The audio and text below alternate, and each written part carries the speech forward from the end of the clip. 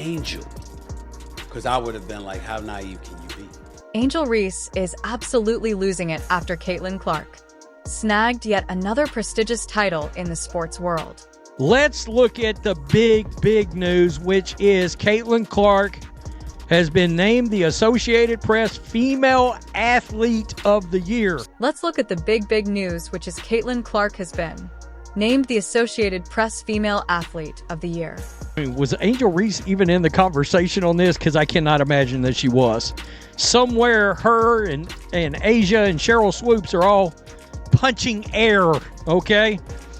Be in shambles. That's all we got to say. Be in shambles. But hey, jealousy is human. We get it. The problem, dear Angel, isn't feeling envy. It's what you do about it instead of stepping up your game. You're out here hosting marathon live streams on your so-called platform unapologetically, Angel, while Clark is busy breaking a sweat. Notice that doesn't say female basketball player of the year. Nah, she's female athlete. She beat out, for example, Simone Biles.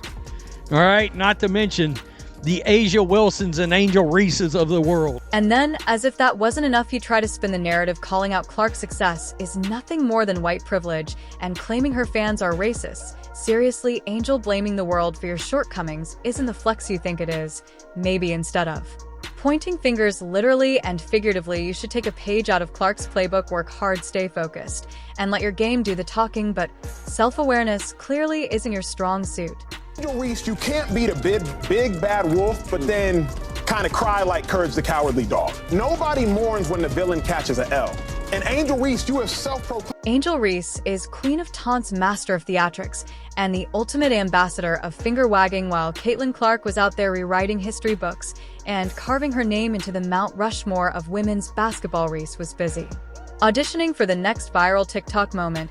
Let's talk about how Angel Reese completely missed the memo on what actually matters in sports skill legacy, and not embarrassing yourself on a global stage.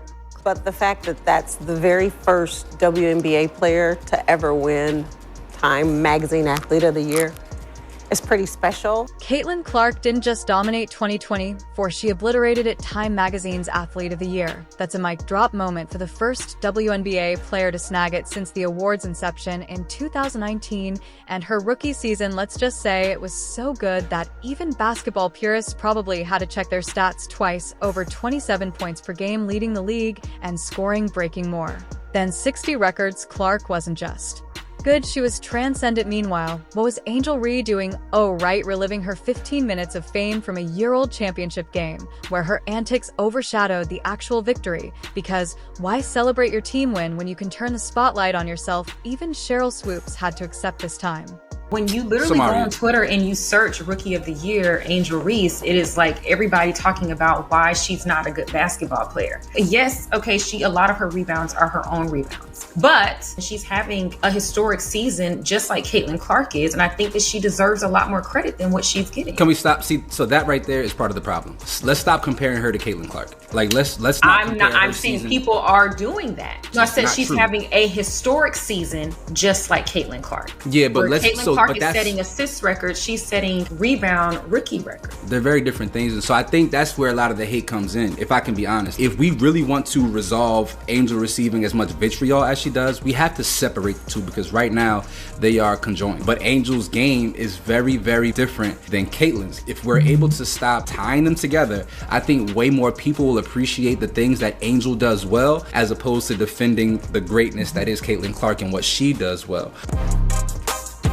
Clark's brilliance wasn't limited to stats, though. She dragged the Indiana Fever, yes, the same franchise that hadn't sniffed the playoffs since 2016, back into contention single-handedly. Her games were must-watch television, her arenas were packed, and her influence extended beyond the court. Forbes 30 under 30 check comparisons to Michael Jordan and LeBron James, absolutely. Meanwhile, Reese's biggest contribution to basketball culture seems to be her role as a walking, talking lesson on what not to do if you want to be taken seriously. It's almost poetic how Reese's NCAA championship antics now feel like ancient history, especially when Clark's achievements have eclipsed her so completely.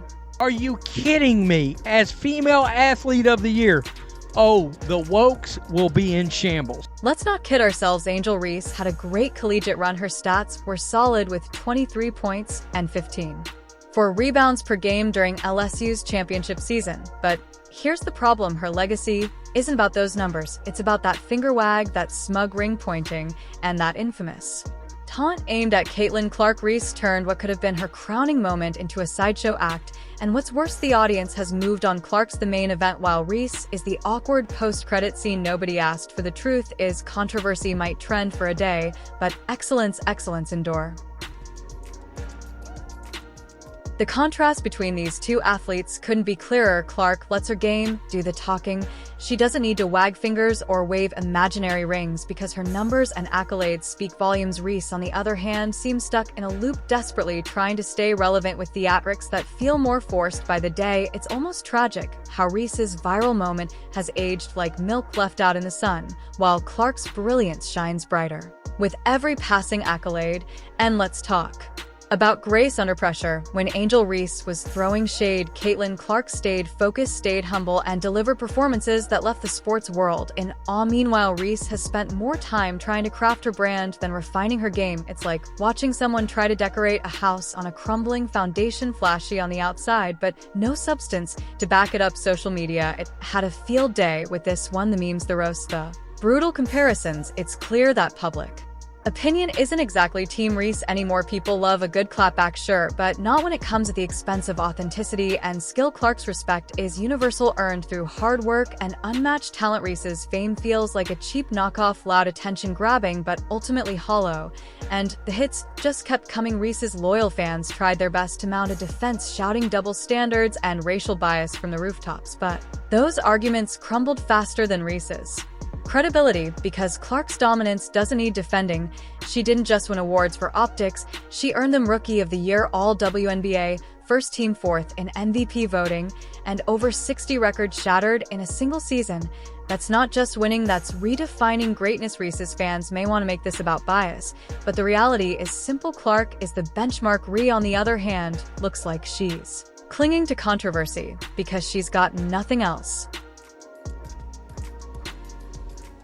Let's talk about what Clark did in her rookie season, because it's nothing short of legendary. Her game is a masterclass in domination, insane three-point range, laser-sharp assist, and court vision so good it's practically X-ray vision. Women's basketball has never seen this kind of spotlight before, and it's all thanks to her, and the best part, she's using her platform to lift others, especially Black women in sports. Caitlin Clark is a trailblazer both on and off the court, while Reese has been strangely silent about all this. For someone who thrives on being loud and controversial, Reese's quietness now says it all. Even she knows there's no competing with Clark's level of greatness. When you're talking about, athlete, you're talking about her college run. Yeah, the run she had last year. Her college run into a rookie year to now, to date. Yeah. Yeah, the women's college tournament, I believe. All the eyes she brought to the league this year. Yeah, outperforming the men's. Oh, shit, yeah. But let's not pretend Reese hasn't tried to shift the narrative. She launched her podcast, Unapologetically Angel, which honestly feels more like a desperate attempt at damage control than a genuine venture. Reese is struggling to find anything to keep her name relevant. The problem is no one cares about Reese's podcast or her latest publicity stunts, because all they remember is the finger-wagging Clark. She doesn't need gimmicks. Her legacy is tied to her performances, her humility, and her ability to elevate the game. Reese's legacy, by contrast, is tied to a fleeting viral moment that the internet has already turned into a running joke.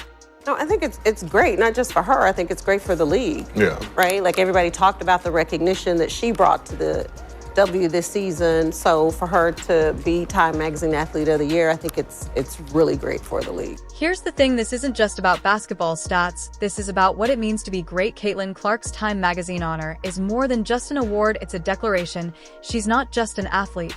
She's a generational talent, a movement, a pioneer. And then there's Reese, who for all her talent feels trapped by her own antics. The contrast between their paths is almost Shakespearean. Clark's journey is rooted in excellence and humility, while Reese's is mired in controversy and theatrics. It's like watching a masterclass in how to handle success versus a crash course and what not to do.